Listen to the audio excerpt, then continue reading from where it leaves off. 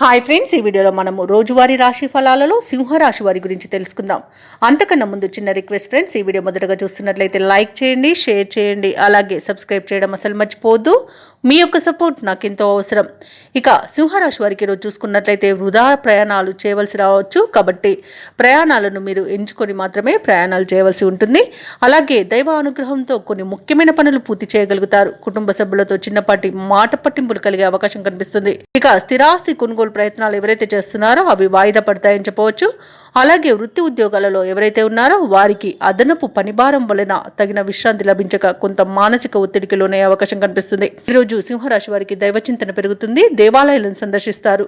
దేవాలయాలను సందర్శించినప్పుడు మీరు ముఖ్యంగా గుర్తుంచుకోవాల్సింది మీ ఇష్టదైవం యొక్క ఆరాధన అనేది మీకు మంచి చేస్తుంది, కాబట్టి తప్పకుండా దిశగా ప్రయత్నించండి.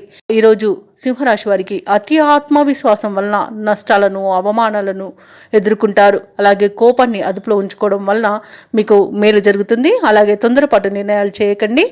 సోదరుల మధ్య అపార్థాలు నెలకొనే అవకాశం కూడా కనబడుతుంది. షేర్ మార్కెట్లో ఎవరైతే పెట్టుబడులు పెట్టాలనుకుంటున్నారో వారు పెట్టకుండా ఉండడమే మంచిది, లేదా పెట్టే విషయంలో కాస్త జాగ్రత్తగా పెట్టుబడులను మాత్రమే పెట్టుకోండి. ఇక భార్యాభర్తల మధ్య కలహాలు కలిగే అవకాశం ఉన్నందున మూడో వ్యక్తి జోక్యాన్ని అనుమతించవద్దు.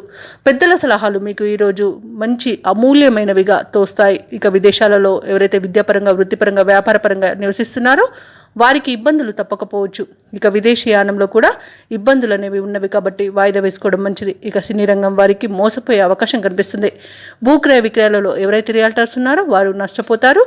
అలాగే కాంట్రాక్టులను చేజార్చుకునే అవకాశం కనిపిస్తుంది. సింహరాశి వారికి దీర్ఘకాలిక సమస్యలు కొన్ని చికాకు పరుస్తాయి.